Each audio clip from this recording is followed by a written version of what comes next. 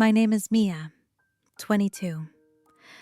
This is the story of how I made my own parents think I'd disappeared. It started on an ordinary Tuesday night. I swiped my keycard, pushed open the door, and froze. Lights on, TV playing, and there, sitting on my couch like they paid the rent, were my parents. Surprise! My heart slammed. How did you even get in here? My mom held up the key. You gave this to us, remember? It's not breaking in. We're family.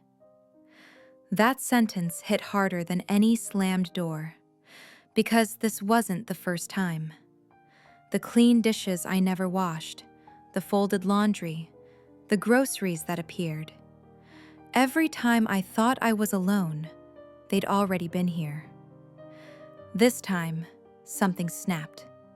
I smiled, sat down, let them talk, and while they did, I stared at that key, felt a plan clicking into place. If they believed family meant they could cross any boundary, what would happen if I simply vanished? If you've ever felt suffocated by someone who calls it love, this is for you. The night they hijacked my couch, I didn't scream. I didn't throw them out. I played the role they expected. You could have texted, I said. My mom laughed it off. If I texted, it wouldn't be a surprise.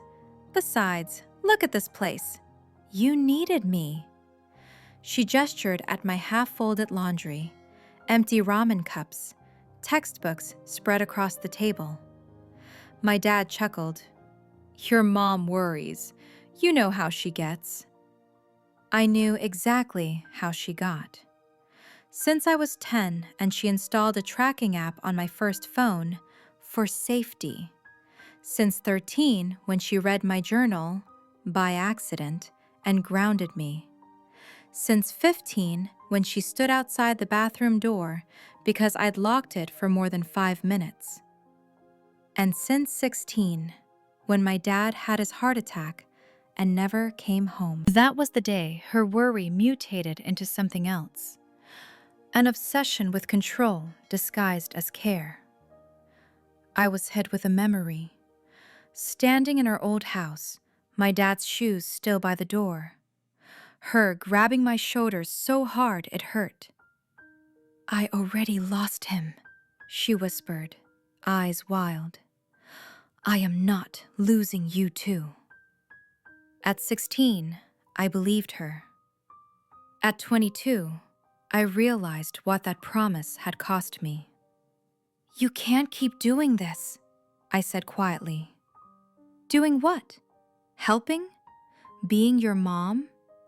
Letting yourself in, going through my stuff.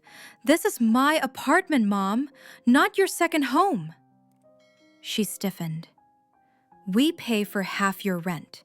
We bought your furniture. We have a right to make sure you're safe. There it was, the contract I never signed but somehow owed. Money for control, support for access. A right? I repeated. You think you have a right to my front door, my bed, my life, just because you helped me? My dad shifted uncomfortably. Your mom's just worried. You don't call. You don't answer sometimes. You ask, I shot back. You respect my answer. You wait until I invite you.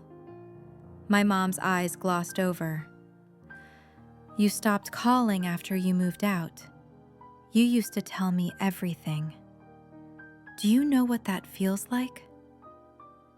That should have made me feel guilty. Instead, it made me furious.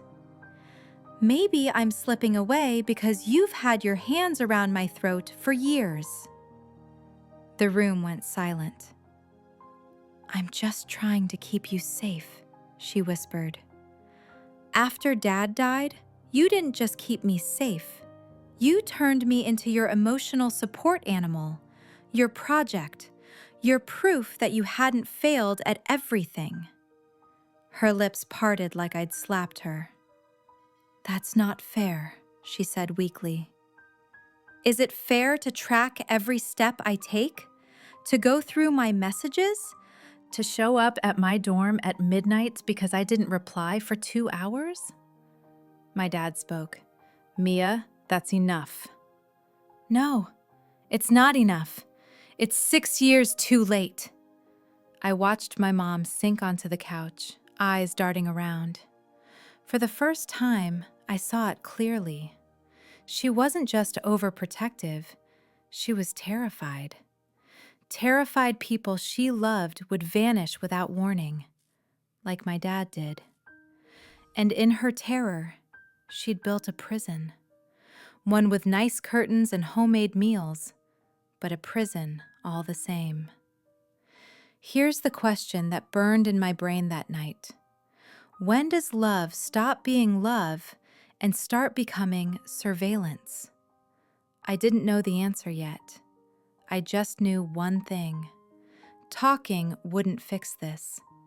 She didn't believe my words, so I decided to show her what it felt like when I was actually gone. A week later, I was at a coffee shop with my best friend, Olivia. She listened to me rant, eyes wide.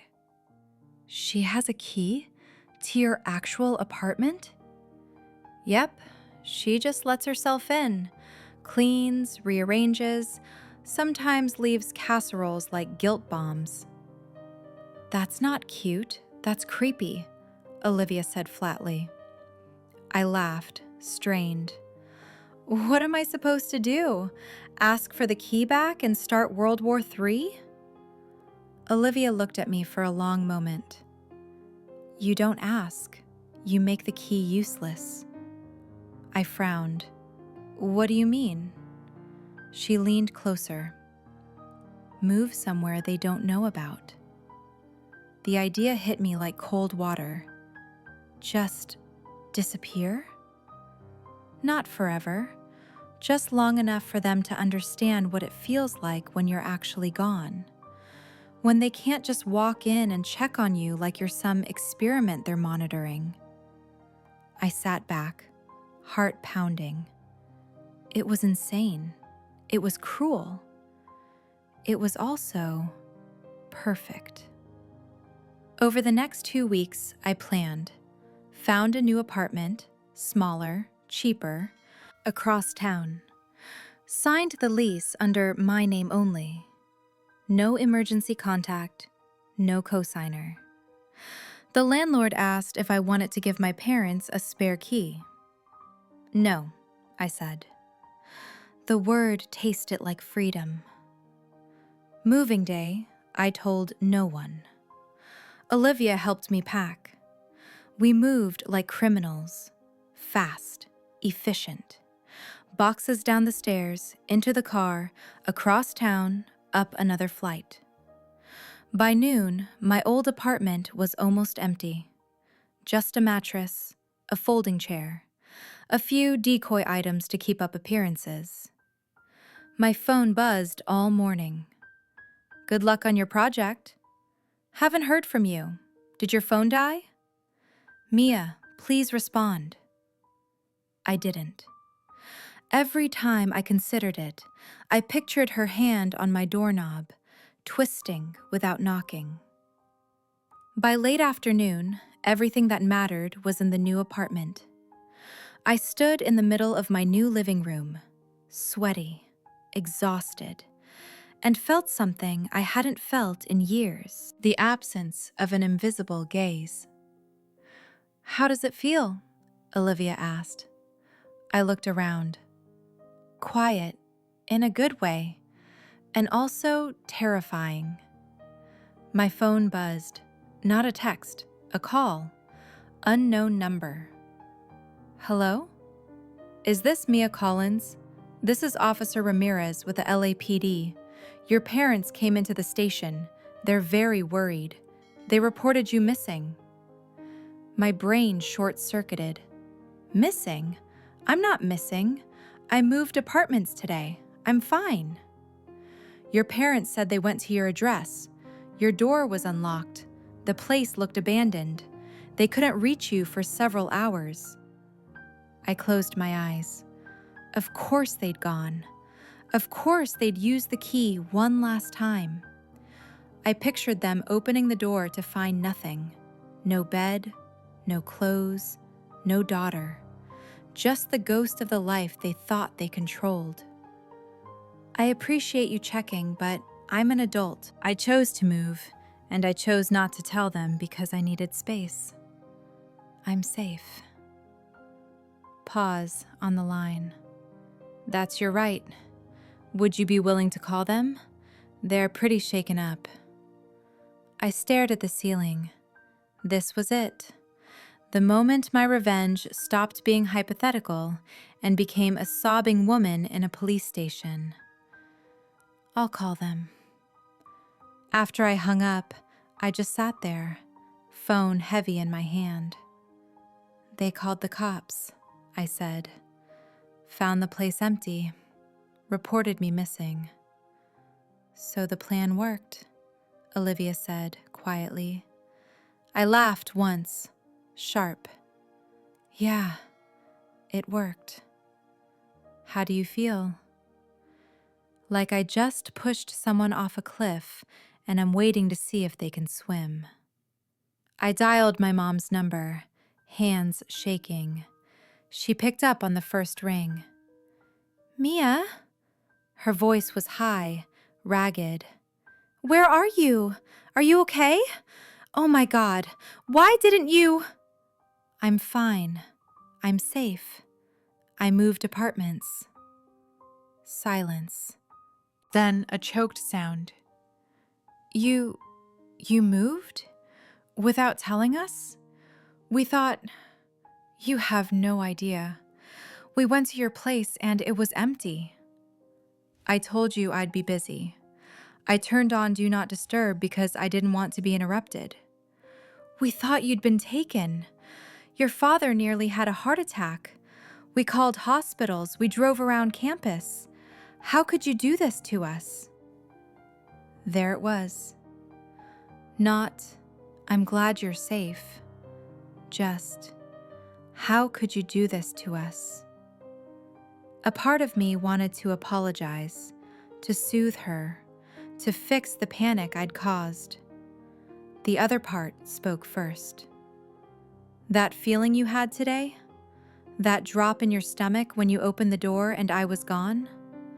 That's how I've felt every time you've appeared in my space without warning. Pause. Every time I saw your name light up my phone 10 times in a row. Every time I came home wondering if you'd been there, touching my things, reading my life. That's not the same. I was protecting you. You disappeared. I moved. I didn't vanish. I didn't die. I didn't get kidnapped. I did something every adult has the right to do. I chose where I live and who has access to it. Pause. You reported me missing because for once, you weren't in control. Strangled sound. Then my dad's voice came on. Mia, we were terrified. You have to see that. I do. I see it very clearly. I also see that your terror has been my prison. And today, for 12 hours, you sat inside that same prison. How did it feel? He didn't answer. In the background, my mom was crying, repeating my name. I heard the officer say gently, Ma'am, she's safe. She's an adult. You can't force her to share her address. The words hit my mom like a physical blow. You won't even tell us where you are. You're our daughter. I am your daughter, but I am not your property. I will tell you where I am when I believe you can handle knowing without abusing it. Right now, you've proven you can't. That was the moment the balance shifted. For the first time in my life, someone with authority had told her no and backed me up. So what now? She whispered. You just disappear from our lives? No. I'm asking you to meet me somewhere else. Neutral ground. Tomorrow we talk. We set new rules. If you can't accept them, then yeah, I'll disappear. But not from the world. Pause. Tomorrow, 3 p.m., the cafe by the station. If you want to see me, be there. I hung up before she could answer. My hand shook, but my voice hadn't. The next day, I walked into the cafe half expecting they wouldn't show, but they were there. My dad sat stiffly at a corner table, hands wrapped around a coffee he wasn't drinking. My mom sat beside him, eyes red-rimmed, fingers twisting a napkin into shreds. I sat down across from them. No hugs, no small talk. Just 3 people and a table between us that felt like a border. You look tired, my dad said. So do you. My mom let out a shaky laugh. We didn't sleep. I kept seeing your empty room. Pause. This is it. This is my punishment. It's not punishment, I said. It's a consequence. She flinched. Do you hate me that much? If I hated you, I would have changed my number and never called back. I don't hate you. I love you. That's the problem. She stared at me, eyes filling. Then why didn't you just tell me? Because every time I've tried to set a boundary, you turned it into a crisis. You trained me to believe that your feelings mattered more than my limits. Pause. Yesterday was the first time I chose my limits over your fear. My dad cleared his throat. What do you want from us? I took a breath. First, you don't get my new address. Not yet. You know I'm safe. You know I'm in the same city. That's enough for now. My mom recoiled. You won't even let us know where you live? You've already shown me what you do with that information. Until you can prove you won't use it as a pass to invade my space, you don't get it. How are we supposed to visit? You don't. Not uninvited. If I want to see you, I'll come to you. Or we'll meet somewhere public, like this. She stared at me like she didn't recognize her own daughter.